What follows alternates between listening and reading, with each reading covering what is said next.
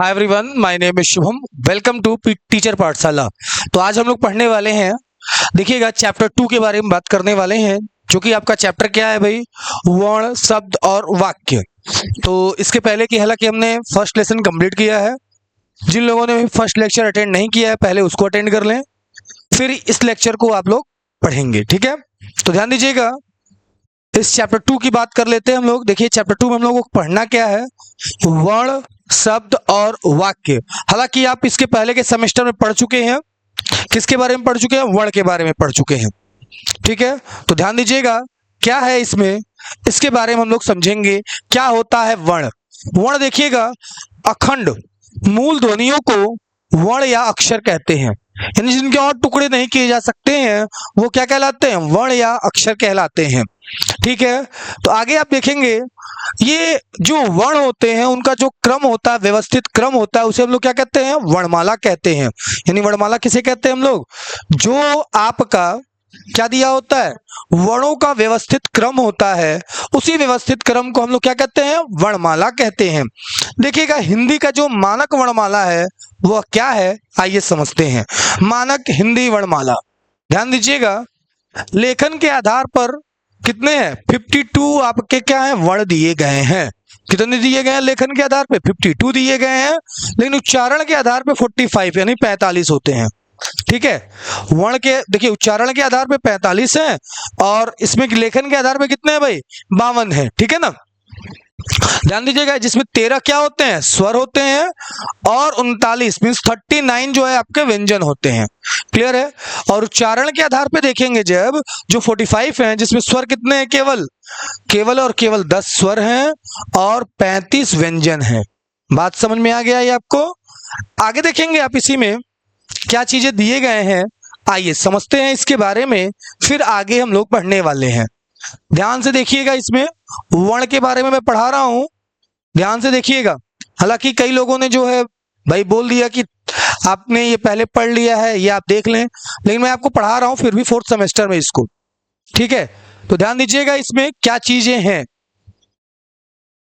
एक बार हम लोग रिवीजन कर लेते हैं, ज्यादा ही बेस्ट होगा। देखिए, तीसरा पॉइंट आपको दिया गया है, जो स्वर है जिसका उपयोग नहीं हो रहा है, मतलब जो उच्चारण में मतलब नहीं आते, वो कौन है आपके? ऋषि है, अंग है और अह है। व्यंजन 4 हैं इसमें, ध्यान दीजिएगा, इसमें 3 आपके स्वर दिए गए थे, ये 4 व्यंजन है, ठीक है? नहीं लेते हैं इसको, किसमें? उच्चारण में। बात समझे? अब आगे देखेंगे आप, यहां पे कुल स्वर कितने हैं?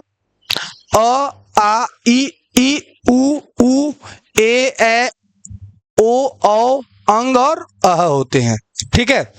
अगर हम बात कर ले कुल व्यंजन की, तो व्यंजन कितने होते हैं? स्पर्श व्यंजन कितने होते हैं? ये होते हैं आपके 25। इनकी संख्या कितनी है? 25। अब ध्यान दीजिए कौन कौन से होते हैं। इसमें क वर्ग आता है, ठीक है? च वर्ग, ट वर्ग, त वर्ग। अब इसी में आगे देखिएगा, जो इनके प्रथम वर्ण हैं वो कौन कौन से हैं, यानी क हो गया, च, ट और त हो गया। द्वितीय वर्ण में ये द्वितीय लिखा हुआ है, ठीक है? द्वितीय वर्ण में क्या आता है? ख, छ, ट और थ आता है, ठीक है? तृतीय में देखिएगा, जो क वर्ग का तृतीय वर्ण है वो कौन है? ग है। चतुर्थ वर्ण क्या है आपका? घ है, और पंचम अंग है, ठीक है? इसी तरह से च वर्ग में अगर तृतीय वर्ण की बात करें तो वो क्या है आपका? ज है, झ है और य है। आगे देखेंगे ट वर्ग की अगर हम बात कर लें, देखिएगा ट और ये ठ हो जाएगा, ड हो जाएगा, और देखिएगा ट, ठ, ड और ढ, और ये क्या आपका? अण दिया गया है, जो कि पंचम वर्ण है। यहाँ पे क्या दिया गया आपका? ये द है, ध है और न है, पंचम वर्ण। त वर्ग का पंचम वर्ण क्या होगा आपका? न होगा, ठीक है? आई होप ये चीजें आपको क्लियर हो गई होंगी। चलिए आगे हम लोग देखते हैं, ध्यान दीजिएगा इसमें क्या चीजें दिए गए हैं, ठीक है? एक बार इसको समझेंगे, देखिएगा क्या चीजें दी गई हैं। ये सारे पीडीएफ आपको प्रोवाइड कर दिए जाएंगे, ठीक है ना? आगे देखते हैं हम लोग, ध्यान दीजिएगा। नेक्स्ट क्या दिया गया है, आइए समझते हैं।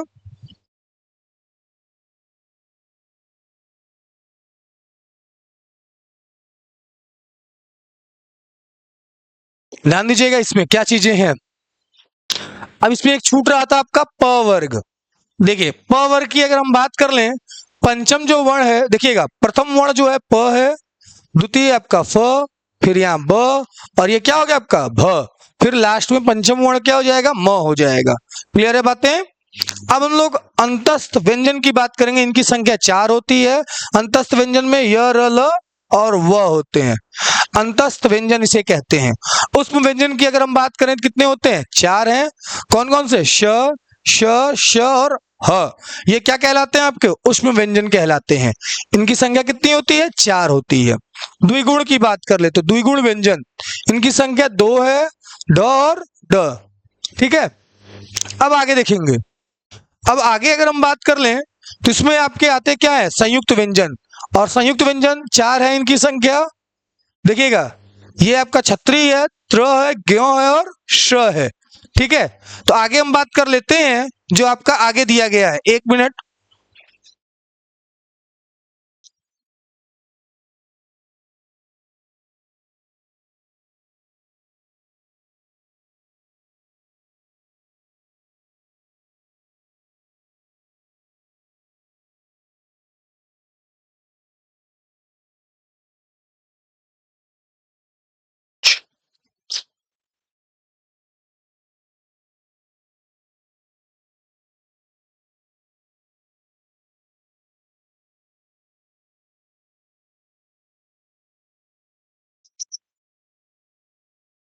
चलिए तो ध्यान दीजिएगा। अब आगे हम बात कर लेते हैं जो ये बने हैं संयुक्त व्यंजन कैसे बने, किन किन जो व्यंजनों से मिलके बने हैं, ये देखिएगा। छत्री की अगर हम बात कर लेते हैं तो इसमें क कैसा रहेगा, हलंत र है, फिर श है। ठीक है, त्र है, त्र में क्या होता है, त हलंत है, फिर र है। ठीक है, और यहां पे देखिएगा जो आपका दिया गया है ज्ञ, ज्ञ की अगर हम बात कर लें तो यहाँ क्या रहेगा, यहाँ जो रहेगा और इय रहेगा। क्या रहेगा, ज और इय, हलंत का ज प्लस इय यहाँ पे इस्तेमाल किया जाएगा। क्लियर है। और यहाँ पे देखिए श, देखिए श्री ऐसे लिखते हैं, देख रहे होंगे आप, ऐसे श्री लिखा जाता है। तो ये श है, तो श देखिए कैसे लिखेंगे हम लोग। श में जो होता है क्या इस्तेमाल होता है, स, बड़ा वाला स रहता है हलंत का, और साथ में र रहता है प्लस र। ठीक है, तो ये आपके दिए गए हैं। ठीक है, अब आगे बढ़ते हैं हम लोग।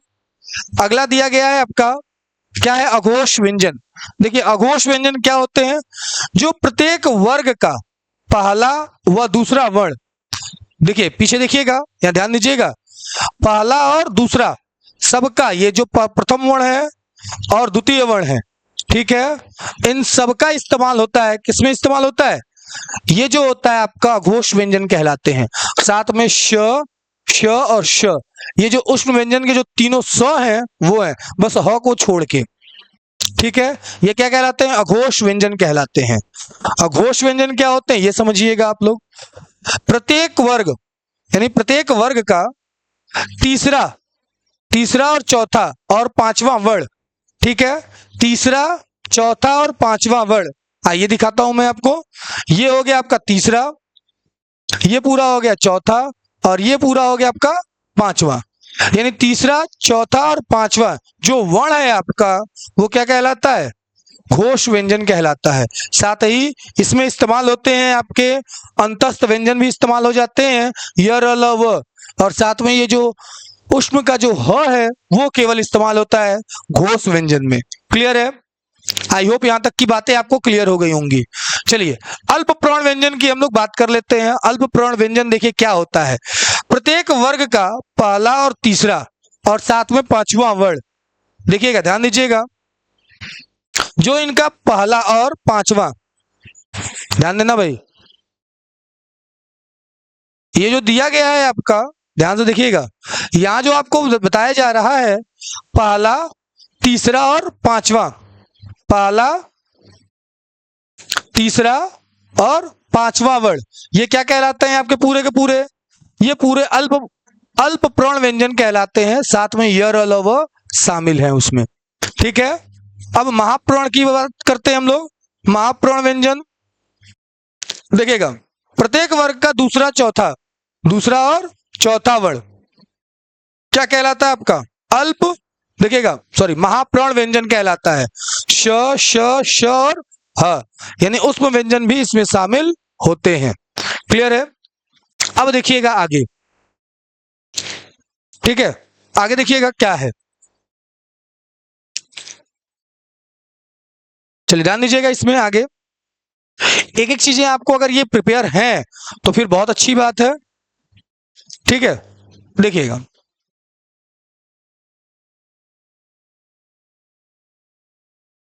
अब हम उच्चारण के स्थान की बात कर लेते हैं। ध्यान से समझना भाई, वर्ण के उच्चारण स्थान, उच्चारण स्थान में देखिएगा क्या होता है। यहाँ पे वर्ग दिया है, ये वर्ग का नाम दिया गया है आपको, ठीक है, और ये उच्चारण का स्थान दिया गया है, कहां से इनका उच्चारण होता है। ठीक है, इनके उच्चारण के स्थान आपको दे दिए गए हैं और किसका किसका उच्चारण कहां से होता है ये आपको उदाहरण दिए गए हैं। ठीक है, ये पूरा क्या है आपका उदाहरण दिया गया है। तो आइए देखिएगा, पहले वर्ग की बात करते हैं। देखिए उच्चारण का स्थान क्या है? कंठ से है। किससे? कंठ से। तो क वर्ग और ह, अ, आ, अह, ठीक है, ये पूरे के पूरे आपका क्या किससे उच्चारण होते हैं भाई?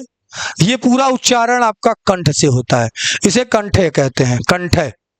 आई बात समझ में? तालव्य क्या होता है? यानी तालु से जिसका उच्चारण होता है। च वर्ग उसमें आते हैं, य, श, छोटा ई और बड़ी ई भी इसमें शामिल हो जाते हैं। अब देखिएगा इसमें मूर्ध जो मूर्धय होते हैं यानी मूर्धा, यानी देखिए कैसे होता है, ट वर्ग से होता है, इसमें स और ऋषि इसमें इन्वॉल्व है। अब देखिए दांत से, दंत क्या वर्ग है? ये दंत वर्ग है। दंत में क्या है? जो दांत से उच्चारण होता है, यानी त वर्ग हो गया और स वर्ग हो गया। कौन सा वर्ग? त वर्ग और श वर्ग। ये किससे होता है? दांत से उच्चारण होता है। अब ओष्ठ यानी जिसका उच्चारण ओठ से होता है, यानी प, फ, यानी प वर्ग पूरा होगा, प, फ, ब, भ, म, ठीक है, साथ में उ, बड़ा उ है और छोटा उ दोनों शामिल है, बड़ा उ हो गया और ये छोटा उ हो गया। ठीक है, वतस्य यानी दंत और मूल दोनों से इस्तेमाल होता है, यानी र और ल होता है। नासिक यानी नासिका से जिसका प्रयोग होता है, यानी नाक का जिसका इसमें इस्तेमाल होता है, यानी जो पंचम वर्ग होते हैं सबका होता है, और साथ में अह का इस्तेमाल होता है। किस चीज का? नाक का, यानी नासिका का यहाँ प्रयोग करके हम लोग क्या करते हैं? वर्णों को बताते हैं। बात क्लियर हो गया यहाँ तक? चलिए आगे बढ़ते हैं। मुझे लगता है यहाँ तक कोई दिक्कत नहीं होगा आप लोगों को। देखिए इन चीजों की प्रैक्टिस किया करिए, और हाँ अब रेगुलर क्लासेस आपको मिलते रहेंगे। ठीक है, आगे ध्यान दीजिएगा, अगला पॉइंट क्या दिया गया है। देखिएगा अगला पॉइंट आपको दिया गया है,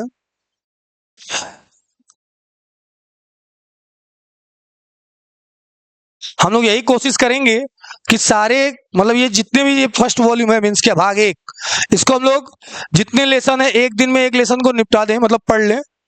ठीक है, या फिर देखते हैं अगर इसके 3 पार्ट हो जाएंगे, 3 पार्ट में इसको पढ़ा देंगे, क्योंकि इसमें आपका वर्ण है, वाक्य है और शब्द के बारे में भी पढ़ना है। यानी सेकंड पार्ट आपका शब्द ही होगा पूरा का पूरा लेक्चर। आज पूरा का पूरा हम लोग वर्ण के बारे में पढ़ने वाले हैं। देखिएगा ओष्ठ्य, ओष्ठ्य यानी जिसमें कंठ और कंठ ओष्ठ्य लिखा है, जिसमें कंठ और ओठ दोनों का इस्तेमाल होता है। कौन कौन आते हैं? ओ, औ। कंठ तालव्य यानी कंठ और तालु जो दोनों का इस्तेमाल होता है, यानी ए, ए। दंतोष्ठ यानी जिसमें दांत और ओठ दोनों का प्रयोग होता है, जो क्या है आपका? वह होता है।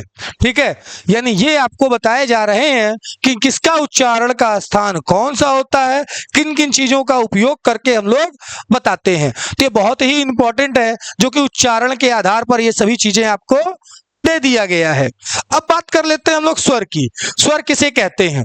तो आप जानते हैं स्वतंत्र रूप से बोले जाने वाले वर्ण को ही हम लोग क्या कहते हैं?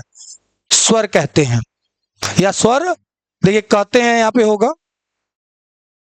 ठीक है, यानी स्वतंत्र रूप से बोले जाने वाले वर्ण को ही हम लोग स्वर कहते हैं।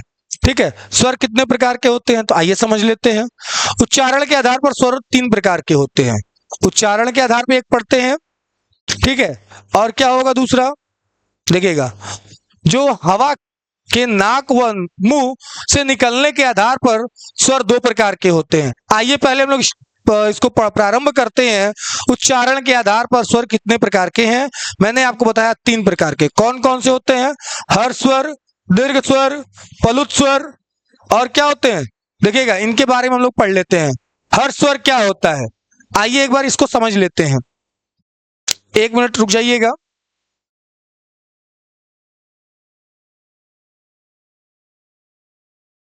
चलिए देखिएगा, हर्ष स्वर की बात कर लेते हैं हम लोग। हर्ष स्वर होते क्या हैं? तो अभी मैंने जस्ट बताया आपको, उच्चारण के आधार पर जो स्वर होते हैं वो 3 प्रकार के होते हैं। तो ध्यान दीजिएगा कौन कौन से होते हैं। हर्ष स्वर की बात कर लेते हैं। देखिएगा, जिन स्वरों के उच्चारण में कम समय लगता है उसे हर्ष स्वर कहते हैं। इसमें कौन कौन से आते हैं? अ, छोटा ई, छोटा ऊ और ऋषि आते हैं। ठीक है। दीर्घ स्वर, देखिएगा जिन स्वरों के उच्चारण में लघु लघु मतलब क्या, थोड़ा समय लगता है। किससे? हर्ष स्वर से 2 गुना समय लगता है, उसे हम लोग क्या कहते हैं? दीर्घ स्वर कहते हैं। क्लियर है बातें? बड़ा अ मीन्स क्या, आ आता है, बड़ी ई, बड़ा ऊ, ए ओ औ, ये सारे के सारे इसमें शामिल होते हैं। किसमें? दीर्घ स्वर में। क्लियर है बातें? अब प्लुत स्वर की बात करते हैं।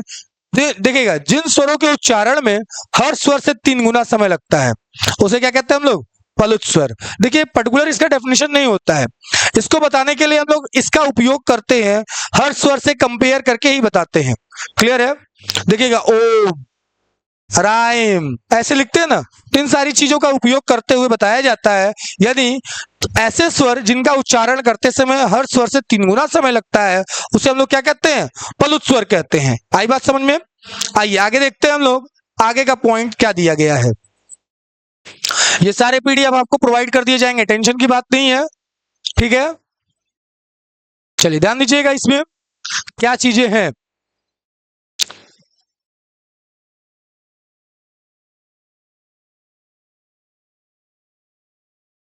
चलिए ध्यान दीजिएगा, बात करते हैं हम लोग हवा में, मीन्स क्या, हवा के नाक व मुख से निकलने के आधार पर स्वर 2 प्रकार के होते हैं। कितने प्रकार के होते हैं? 2 प्रकार के होते हैं। पहला निर्नुनासिका यानी मौखिक स्वर जिसे कहते हैं हम लोग, क्या कहते हैं? मौखिक स्वर कह सकते हैं। जिन स्वरों के उच्चारण में हवा केवल मुख से निकलती है उन्हें नासिका नासिक स्वर कहते हैं। निर्नुनासिक स्वर कहते हैं, जिसमें क्या आता है? अ, आ, फिर ई, छोटा ई, ये सब शामिल होते हैं। अनुनासिक क्या होता है भाई? अनुनासिक स्वर में देखिएगा जिन स्वरों के उच्चारण में हवा मुख और नाक दोनों से निकलते हैं, मुख और नाक दोनों से निकलते हैं, इसमें केवल मुख से निकलता है। हवा कहां से निकलता है? केवल मुख से, और इसमें मुख और नाक दोनों से निकलते हैं, इसे हम लोग क्या कहते हैं? अनुनासिक स्वर कहते हैं। क्लियर है बातें? अब आइए आगे देखते हैं। चलिए देखिएगा आगे पॉइंट्स क्या दिया गया है।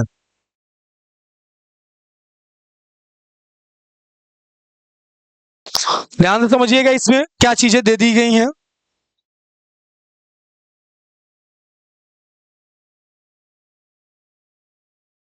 चलिए इसमें वो उदाहरण देखिएगा, समझिएगा। निर्नासिक मीन्स क्या था आपका? अनुनासिक स्वर के उदाहरण कौन कौन से हैं समझिएगा। अंग है, मीन्स क्या है? देखिए अह, अंग अह, और क्या है भाई? ऊ, बड़ा ऊ।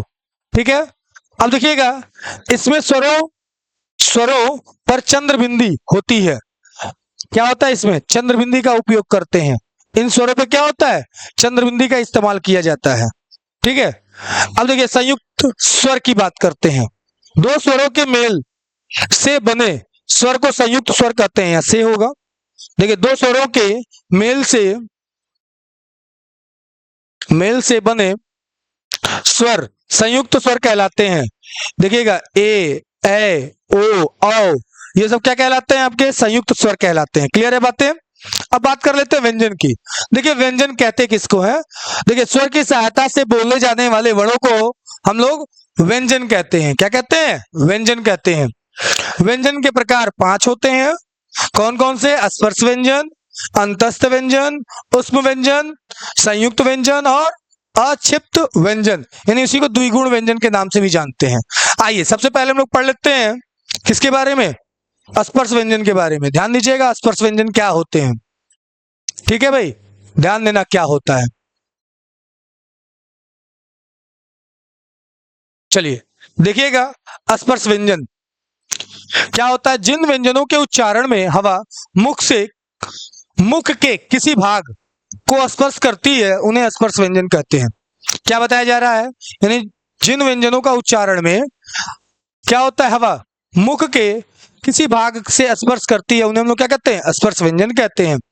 जिन व्यंजनों के उच्चारण में हवा उच्चारण स्थान को स्पर्श करती है उसे हम लोग क्या कहते हैं, स्पर्श व्यंजन कहते हैं। तो ये बता सकते हैं या तो ये हम लोग बता सकते हैं। जिसमें आपके क्या होते हैं, इनकी संख्या 25 होती है, जो कि आपको इसके पहले मैंने बताया स्पर्श व्यंजन कौन कौन से हैं। ठीक है, ये पूरे के पूरे वर्ग, क वर्ग, च वर्ग, ट वर्ग, त वर्ग और प वर्ग, ये सभी के सभी आपके क्या है, स्पर्श व्यंजन होते हैं। आइए अंतस्थ व्यंजन की हम लोग बात कर लेते हैं। हालांकि इसके पहले हम लोगों ने उदाहरण देखा, लेकिन अभी भी हम लोग यहाँ पे बात करेंगे, बताएंगे यहाँ पे कैसे क्या होते हैं, किसको अंतस्थ व्यंजन हम लोग कहते हैं। देखिएगा, जिनमें व्यंजनों का उच्चारण स्वरों और व्यंजनों के बीच होता है उन्हें अंतस्थ व्यंजन कहते हैं। इसे हम लोग क्या कह सकते हैं, अर्ध स्वर भी कहते हैं, अर्ध स्वर भी कहते हैं। इनकी संख्या 4 होती है, य र ल व, ठीक है, ये सब शामिल होते हैं, चारों के चारों, 4 नहीं 5 होते हैं भाई, य र ल और य र ह ल व, ये भी शामिल होता है इसमें। ठीक है, 1 मिनट रुकिएगा, क्लियर कर लेते हैं हम लोग। क्या था आपका अंतस्थ व्यंजन, ध्यान दीजिएगा, 1 मिनट रुक जाइएगा।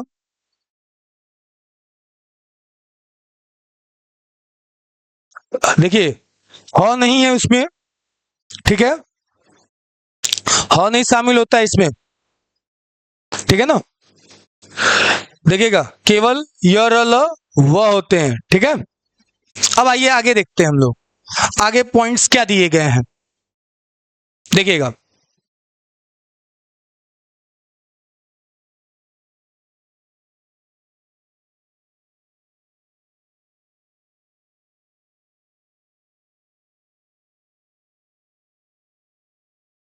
ध्यान से समझिएगा भाई सभी लोग, उसमें व्यंजन, इसी को हम लोग क्या कहते हैं, उसमें व्यंजन को ही हम लोग क्या कहते हैं, संघर्षी व्यंजन के नाम से भी जानते हैं। उसमें व्यंजन को ही हम लोग क्या कहते हैं, संघर्षी व्यंजन। जिन व्यंजनों के उच्चारण में हवा मुख के किसी भाग से घर्षण खाकर निकले तथा उसे हम लोग क्या कहते हैं, उष्मा उत्पन्न करे, उसे हम लोग क्या कहते हैं, उष्म व्यंजन कहते हैं। ये 4 होते हैं, श श श और ह। ये क्या होता है आपका उष्म व्यंजन, यानी कहते किसको है, उच्चारण करते समय हवा मुख के किसी भाग से घर्षण खाकर या उष्मा निकले, ठीक है, घर्षण खाकर तथा उष्मा उत्पन्न करे, उसी को हम लोग क्या कहते हैं, उष्म व्यंजन कहते हैं। अब देखिएगा, संयुक्त व्यंजन की बात कर लेते हैं। जो व्यंजन 2 व्यंजनों से मिलकर बने होते हैं उसे हम लोग क्या कहते हैं, संयुक्त व्यंजन कहते हैं। ये भी 4 होते हैं, क्या होता है, छत्री, त्र, ज्ञ और श, ये आपके कहलाते हैं क्या, संयुक्त व्यंजन। 5वां जो व्यंजन है वो कौन सा है, अक्षिप्त व्यंजन, जिसे क्या कहते हैं, द्विगुण व्यंजन के नाम से भी जानते हैं। जिन व्यंजनों के उच्चारण में जीभ पहले ऊपर उठकर मूर्ध मूर्ध को स्पर्श करे, यानी मूर्ध को स्पर्श करे, ठीक है, फिर झटके के साथ नीचे आए, उन्हें हम लोग क्या कहते हैं, अक्षिप्त व्यंजन या फिर द्विगुण व्यंजन कहते हैं। ये 2 होते हैं, ड और ढ। ठीक है, अब आइए आगे बात कर लेते हैं। अगला पॉइंट हम लोग समझेंगे क्या दिया गया है। आइए देखिएगा अगले पॉइंट्स में, चलिए ध्यान दीजिएगा।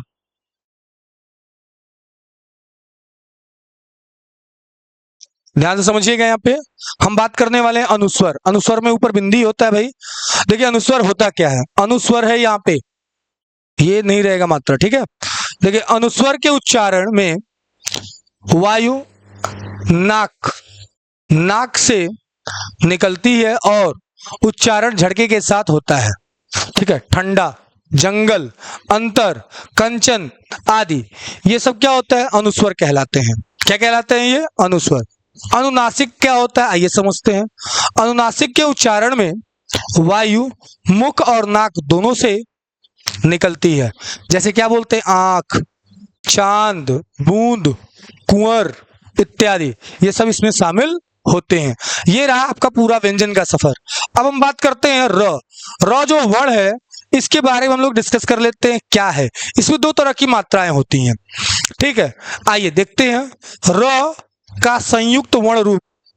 देखिएगा र वर्ण को दो प्रकार से लिखते हैं। एक देखिएगा मात्रा मीन्स क्या, पदेन के रूप में लिखते हैं। पदेन यानी नीचे से हलंत के टाइप का, ऐसे नीचे, और कई बार होता है कि ऊपर से होता है ऐसे, ठीक है। र का पदेन रूप, पदेन मतलब क्या, ऐसे नीचे जो लगा होता है पदेन रूप, यह वर्ण के नीचे लगता है। कोई भी वर्ण अगर दिया हो उसके नीचे इस्तेमाल होता है, ठीक है। आइए देखते हैं, जैसे यहां दिया हुआ है, ध्यान समझिएगा।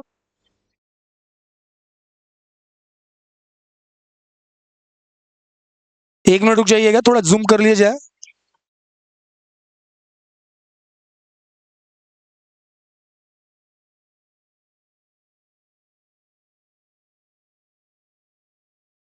आपको क्लियर दिख रहा होगा अभी। जैसे देखिएगा ग्रह, क्या होता है ग्रह, क्रम, ऐसे लिखते हैं ना क्रम। और क्या होता है भाई, प्रकाश, प्रकाश, ठीक है। इन सब का इस्तेमाल होता है। जो र है ऐसे हलंत के रूप में इस्तेमाल होता है, ठीक है। इसी को हम लोग क्या कहते हैं, पदेन कहते हैं। यानी र जो कैसा इस्तेमाल हो रहा है, पदेन के रूप में। और दूसरा र देखिए कैसे इस्तेमाल होता है, रेफ, यानी जो ऊपर रफ जो होता है ना, इस तरह से इस्तेमाल होता है।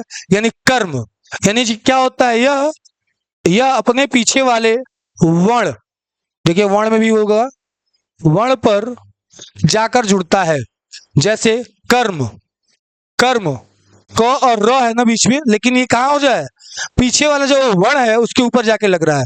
वर्ग, वर्ष, कार्य, इस तरह से इसका इस्तेमाल किया जाता है। अब आइए देखिएगा अयोगवाह, ध्यान दीजिएगा अयोगवाह में क्या होता है। लेखन की दृष्टि से स्वर व उच्चारण की दृष्टि से व्यंजन होते हैं। कौन, अयोगवाह की बात हो रही है।